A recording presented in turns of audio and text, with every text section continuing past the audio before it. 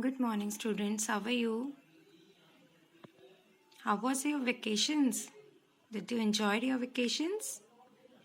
Lovely. Okay. So, students, this is your first worksheet of chapter 8. That is your new chapter, Algorithm and Flowchart.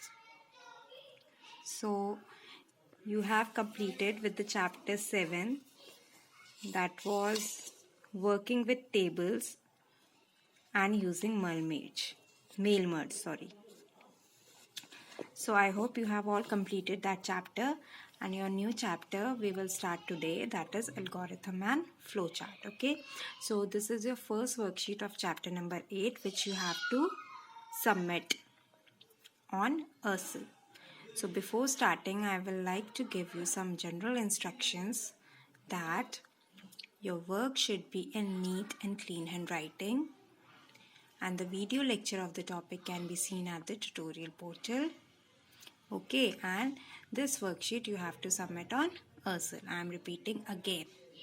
Okay, students, so all of you have to submit, because many of the students I have seen that does not submit their work. So I am requesting you all that you should submit your worksheet. Okay, so before starting, just I will give you a brief introduction about algorithm and flowchart. Okay, what is algorithm, what is flowchart? In this chapter we are going to learn about algorithm, okay, and the different boxes which are used to make flowcharts. Okay, so in this chapter we are going to learn this all. So before starting, all of you open your book first. I will explain it from your book, then we will come to this worksheet. Okay, have you all opened your book? Come to page number 56, that is lesson 8, algorithm and flowchart. In our daily life, we carry out certain steps in sequential order to perform a task or to get a desired output. Let us understand the above statement with the help of an example given below. Okay, so students, have you seen in your daily life you always do something that needs the sequence of steps? Okay, so in this, here is shown one example, that is the process of brushing teeth. Okay, it is very simple example how you brush a teeth. For brushing a teeth, you always follow some steps. Okay, so look what steps you follow. Pick toothbrush from the holder. Turn on the tap of the wash machine. Rinse brush and turn off the tap. Apply toothpaste on the brush. Start brushing your teeth. Clean the brush. Rinse your mouth. Pick tongue cleaner and rinse it. Clean your tongue. Rinse your mouth again. Finally, you get the desired result, that is germ-free mouth. Okay, so this is our daily basis example that we use, that we do daily, that is brushing of teeth. Okay, so it is very easy. So here also you follow some steps. So what are the steps? I have told you that you pick first, you go to the wash machine and pick the brush from the holder, then you turn on the tap. Okay, then what you do, you take out the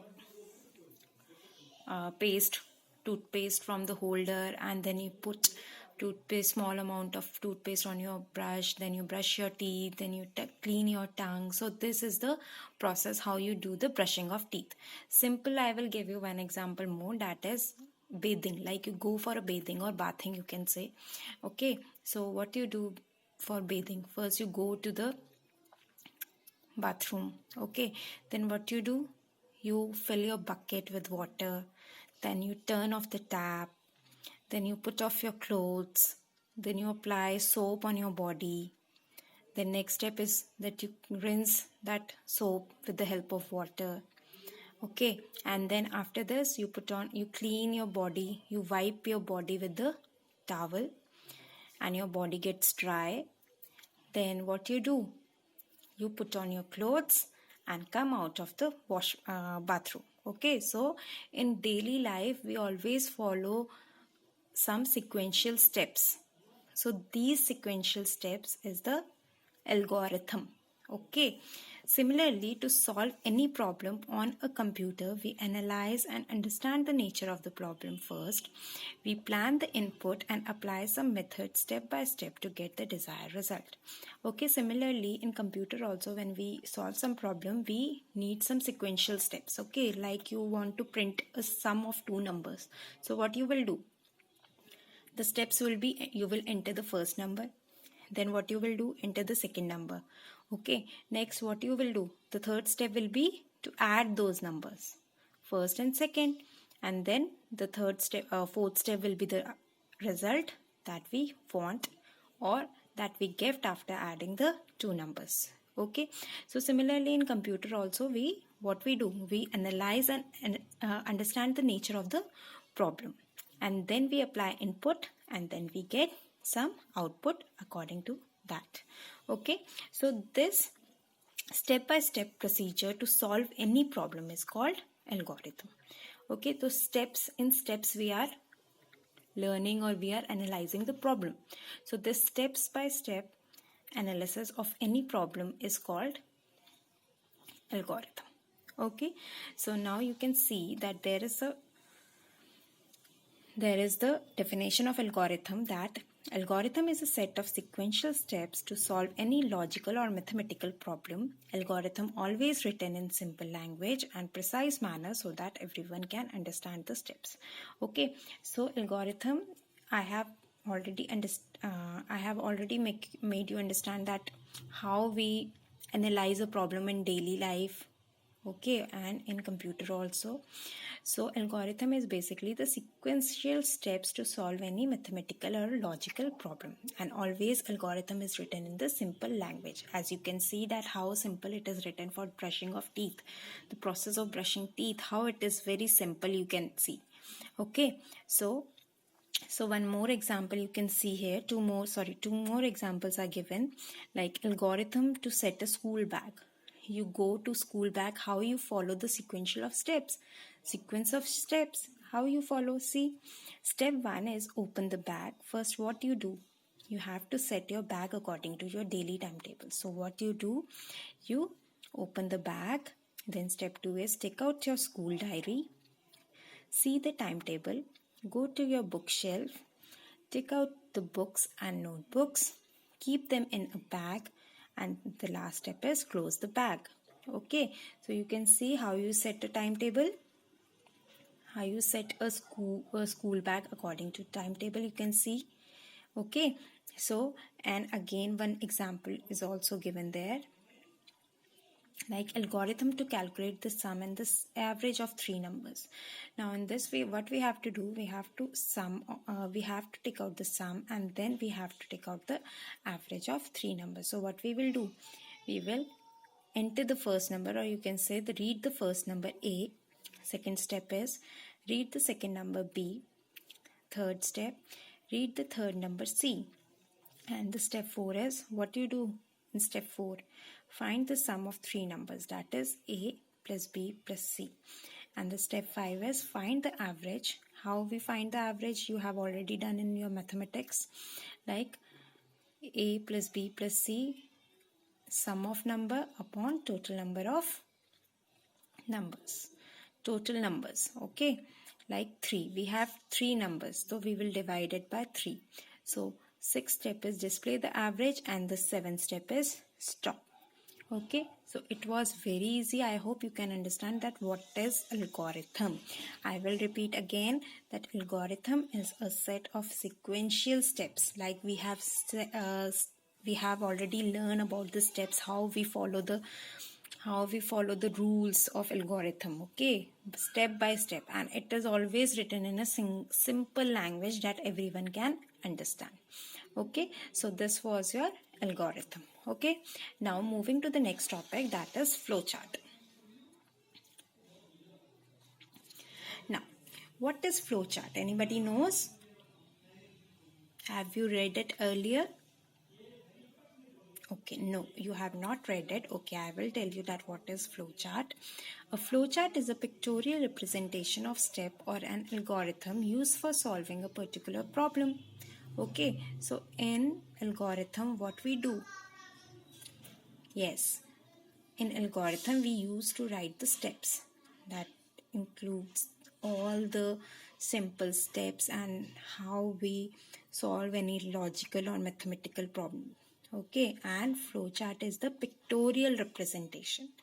Means you make a flowchart like in science you have made a flowchart of how water cycle flowchart of water cycle. Okay, and different flowcharts are made in science and SST. Okay, so flowchart is basically the pictorial representation of the algorithm which is used for particular problem.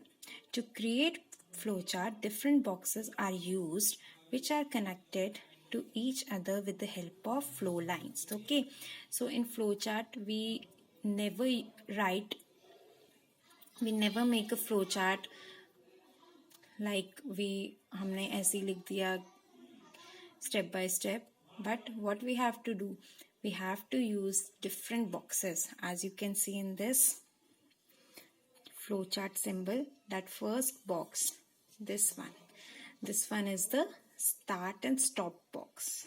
Okay, so start and stop box, why we use start and stop box? Look, it is used in the beginning and the ending of the flowchart. Okay, so start and stop box is, as you can, as the name suggests, that start and stop box means it is used in the beginning and the ending of a flowchart. Next is input and output box. Okay, second box, this one is the input and output box. It is used for accepting inputs or giving output of the program. Okay, so input, we always give input like we have read in how to calculate the sum and the average of the three number. What we do, we have given the input, three numbers we have given like input A, B, C. Okay, so this input and output box is used for accepting the input or giving the output of a program. Next is the processing box, the third box. It is used for writing the processing instructions and doing the calculations. Okay, so like all the addition, subtraction, multiplication you will do in the processing box. Okay, next is the decision or condition box.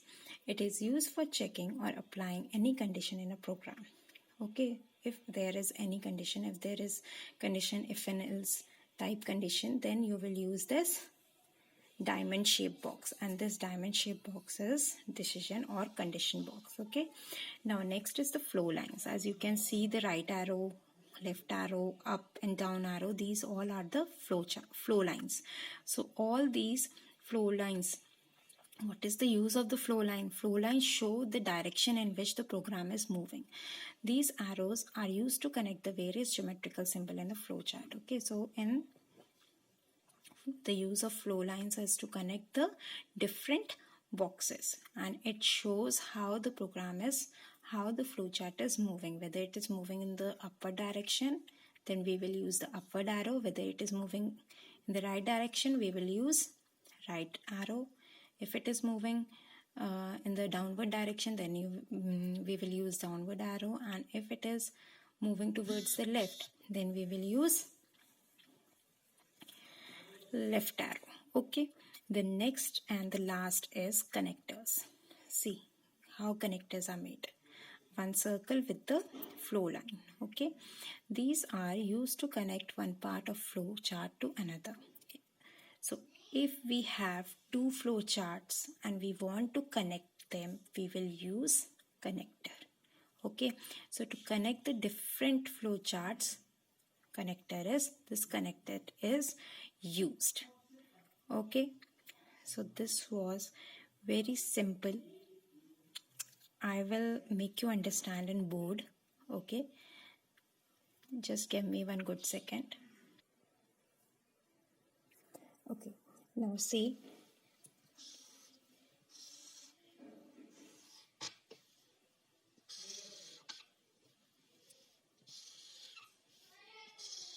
okay, so this is the processing box. Sorry, this is the start and the stop box with the curved starting and the curved ending. Okay, now next is the input output box. So input output box is little bit tilted like this. Okay, so it is just tilted. Here we will give the input. Okay, like I will make you understand, like first what we have to start, we will write down here start. Okay, so this is the flow line. So our program is moving, or our flow chart is moving towards the downward direction. Okay, now what we will do, I am telling you about the sum of the numbers. Okay, so read, I will write down read two numbers. Okay, A and B. So this is the input output box. So in input box I have already given that we have to read the two numbers, that is A and B. Again I will make a flow line. Then in the processing box we will do the calculation. Like what we have to do, sum is equals to A plus B. Okay, then again with the flow line, this is the output box and I will display the sum. And at the last we have started our program, so we will stop our program here with the start and stop box. Stop. Okay, so this was the flow chart of sum of two numbers. So at the starting, this one, and at the ending, this one. I have used the start and the stop box. Okay, and okay, so after start box I have used this input box. This is the input box, okay, in which I have given two input, that is A and B. And after this is the processing box, and in this I have done the calculation that we have to add the two numbers. Which two numbers? A and B, just like A plus B. And after this I will again use this tilted box, that is display the sum, that is the output box, and at last I will use the stop box. Okay, so this is the flow chart of adding the two numbers. Okay, so we have done with the definition of algorithm and flowchart. Okay, so in worksheet I have explained you algorithm and flowchart in brief. Okay, so you have to learn and you have to understand what is algorithm, what is flowchart, and the different flowchart boxes that are used. Okay, so just have a quick recap that algorithm is a set of sequential steps to solve any logical or mathematical problem. Algorithm is always written in the simple language and the precise manner so that everyone can understand the steps. Okay, so here I have given one example of the same example which I have explained you how to calculate the sum and the average of the three numbers. Okay, so these are the different steps how we will do. Okay, next is the flowchart. What is the flowchart? Everybody knows that flowchart is a pictorial representation of an algorithm. Okay, so in flowchart how many types of boxes we use? We use different types of boxes, like this is the start box, input output box, this is the processing box, this is the condition and the decision box, this is the flow lines. Okay, so these are the flow lines which I use to connect these four boxes, and this is the connector when we use two different flow charts to connect each other, then we use this connector. Okay, now next is this is the fill in the blanks, true or false. Okay, which you have to do by reading all this. I will tell you. And dash is in sequential steps that are developed in solving any problem. So you know the answer, that the answer is algorithm. Okay, the dash symbol represents starting and the ending point of a program. Starting and ending point. Which symbol we use? This. start and the stop box. Okay, then next third is the dash box is used for writing the processing instructions. As the name suggests, the processing instruction is always written in the processing box. Okay, so fourth, the dash box is used to display the input and output of a program. So the answer will be input and output box, and the dash are used to connect the boxes. So the answer will be the connectors. Okay, so this you have to do it yourself, but you will not do wrong fill in the blanks. You will read the worksheet or your book carefully, properly, till where we have done, and you have to do it yourself. Okay, now next is the state true or false. The general direction of flow in any flowchart is from bottom to top or left to right. Tell me, what is the general instructions? What is the general direction? As you can see here in your book, it is written, let's know more. The general direction of flow in any flowchart is from top to bottom or from left to right. Okay, from top to bottom, and here it is written from bottom to top. So the statement is false. Okay, now see the second statement. The flowchart is a pictorial representation of step to get a solution of a problem. Yes, exactly, it is a pictorial presentation. So the statement is true. Third, flow lines are used to writing the process. No, yes, flow lines are used to connect the boxes.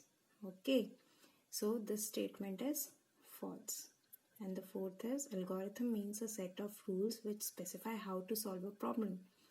So this statement is true. Okay, as you can see here, two question answers are also given. What is flowchart and define algorithm? This you have to do it in your copy. Okay, so true, fill in the blanks, true and false, and answer the following question. This you have to do. Okay, so do not do wrong question answers or wrong fill in the blanks. Okay, for this worksheet, answer key I will give you later. Okay, so do it neatly with clean handwriting, and don't forget to submit it on Pencil. So till then, bye bye.